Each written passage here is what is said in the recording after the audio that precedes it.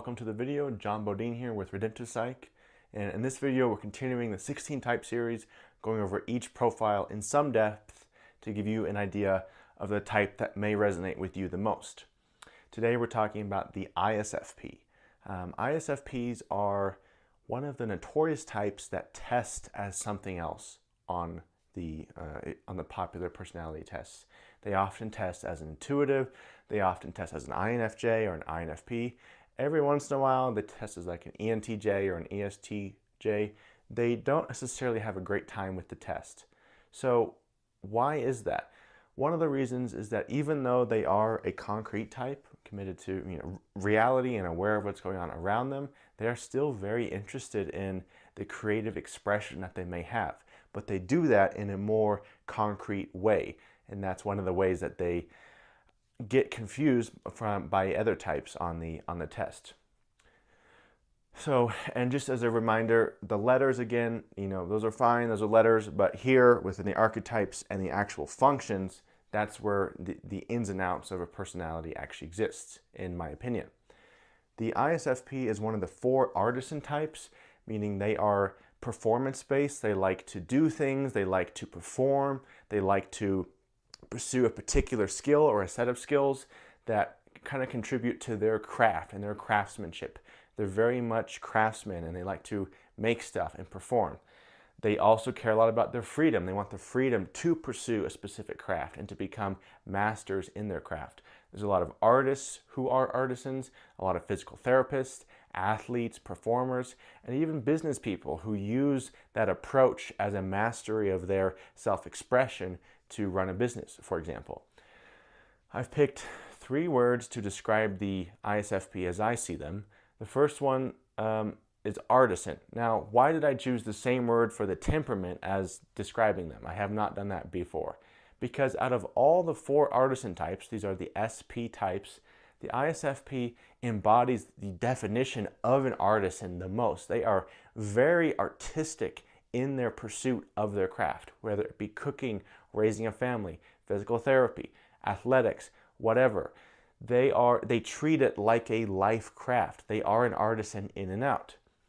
Next, creation. Now, they are driven to create things, to make things in the physical world, to make it manifest.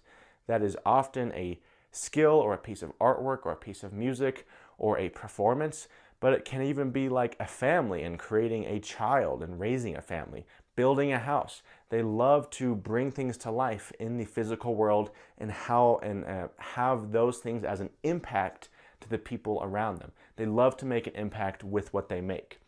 And the last is stoic-ish. This is a complex one because ISFPs feel very deeply and are extremely sensitive. That's part of what informs their artistic and creative nature. However, as Jung pointed out of the ISFPs, they often look stoic. They don't really look like a deep feeling type. They often, you have to dig in a little bit to get their expressiveness. They have this deep internal world of their emotions and their values and the things they want to express and to achieve. But on the exterior, they often look quite serious and not expressive. They can look like an INTJ or an ISTP or an INFJ, types who are not necessarily as expressive. So keep that in mind when you're looking at other people who might be ISFPs. They can often look straight-faced, even though beneath that is a deep and rich sensitivity and inner life. Going into the functions now, we'll start with the hero. The hero is each type's top tool, their go-to, their wheelhouse tool. For the ISFP, this is introverted feeling hero.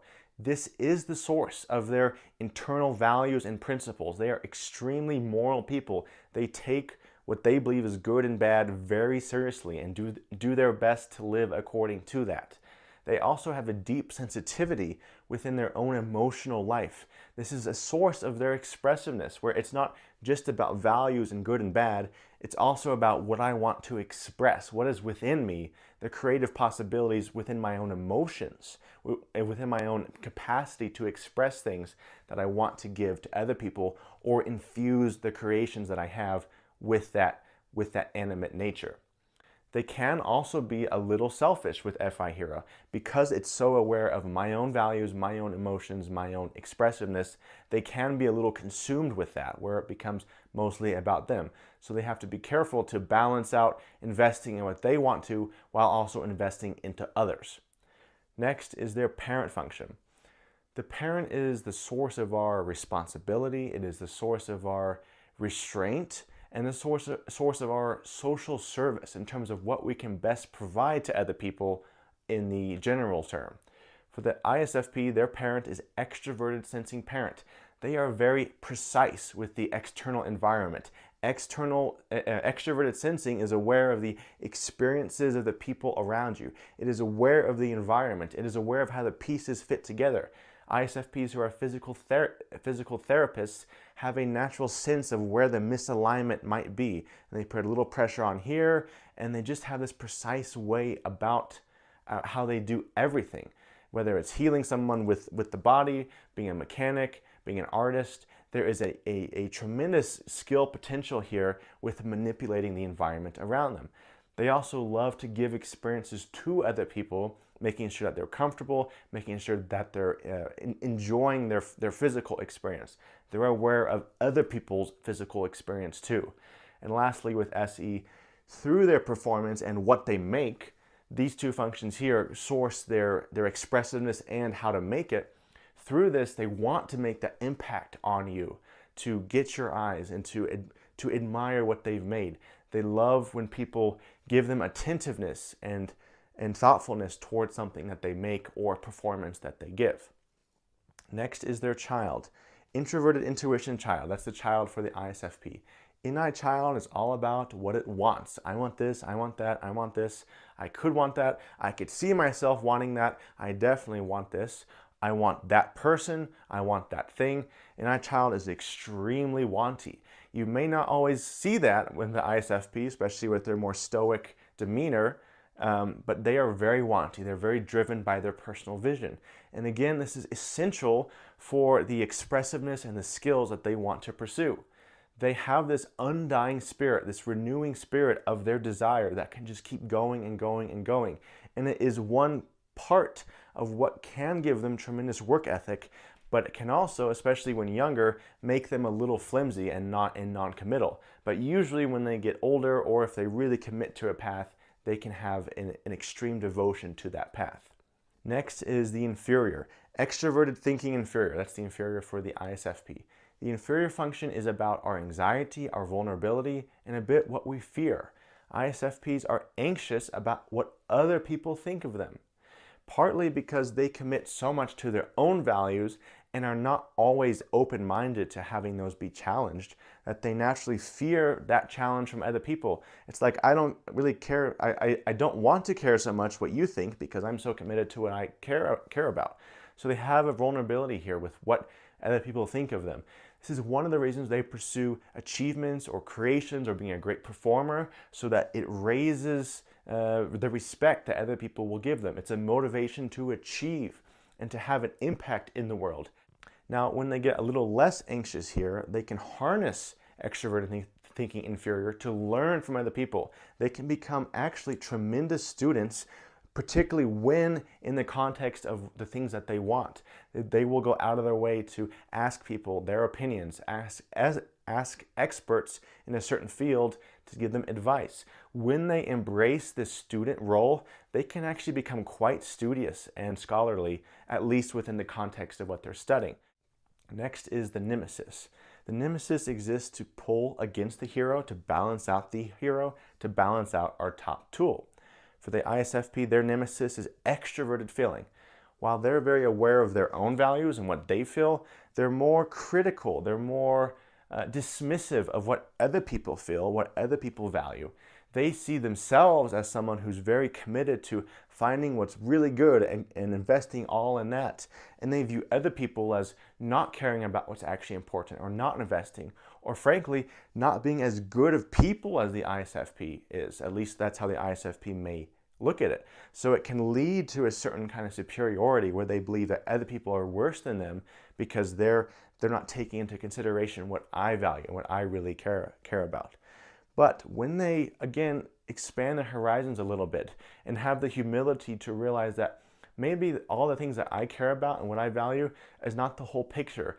Maybe some of these things I care about are actually doing more harm to people than I want to. And ISFPs in general do not want to harm people. And that is one way to help them expand their nemesis, is by showing the possibility of how a certain value they have or a certain thing they're investing in is actually creating more harm than good. Next is their critic. The critic is like the old person in our brain who's regretful and a bit bitter potentially, and hypercritical. The critic for the ISFP is introverted sensing. Introverted sensing is all about my work ethic, my discipline, and my experience, my day-to-day and my life experience. ISFPs are very, very critical of their own work ethic. They kind of attack themselves for being lazy or not being committed or not being consistent. That's a big one. Lazy and inconsistent and not hardworking. That's how SI critic hits them the hardest. But it's also a judgment potentially of incoming experiences, of when they go to see a game or a performance, they look at that through a critical eye, like, well, that wasn't very good, or that didn't give me a good experience. And that informs their parent here to perform better than what they think someone else is doing. But it can make them very difficult to please when they're the ones taking in a performance. But in general, the critic can help the ISFP develop an incredible work ethic. Kobe Bryant, for example, who is widely agreed to be an ISFP with SI critic, his whole brand was built around the mama mentality, the total devotion and work ethic. He said that when he made a workout plan for the summer, he said, I'm not negotiating with myself. I've already committed to this. I'm going to prove my work ethic. So with SI critic, they can develop incredible, consistent work ethic. And through that, they find if they're committed to something, they can kind of have whatever they want if they're willing to work towards it and learn the skills necessary. Next is their trickster. The trickster function is where we are kind of oblivious, but we don't realize it. We think we know, but we don't really know. But every once in a while, we do know. It's kind of it acts like its name. It's tricksterly. For the ISFP, the trickster is extroverted intuition trickster. This is the consequences of what I want, the consequences of my actions, the consequences of other people's actions. They are very aware of the immediate. Okay, how is that going to impact someone right now? And this is also, the parent is a source of their safety, being safe with other people. But the trickster can, especially when the ISFP is being kind of impulsive, they can cause all kinds of damage or unintended consequences where it's like, well, I really wanted this, but I did not anticipate that to happen. And they can potentially wreak some havoc, they can potentially do some damage, but it can also potentially just be something really funny that happens where they're not suspecting it. So the easiest way to overcome this, it's simple, it's not easy, but it's with more life experience, you remember what happened the previous time something like that happened, and then you become a little more careful with the environment to ensure that that bad consequence doesn't happen.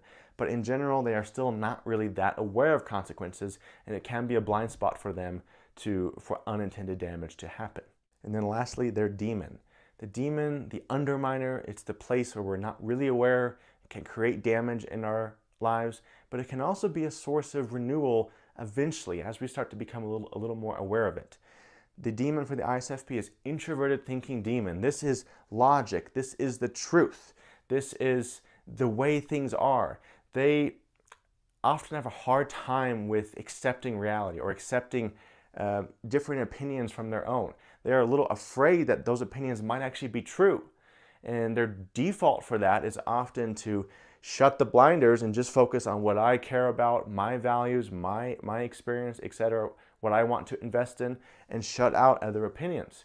But when they expand a bit and realize that my values are not gospel truth, just because I care about it, just because I can sense the value in it, doesn't mean it's coded in truth. So if they commit to some research and commit to having their values challenged through the context of seeing if they're helpful or harmful, they can eventually integrate some of the truth, some of the logic.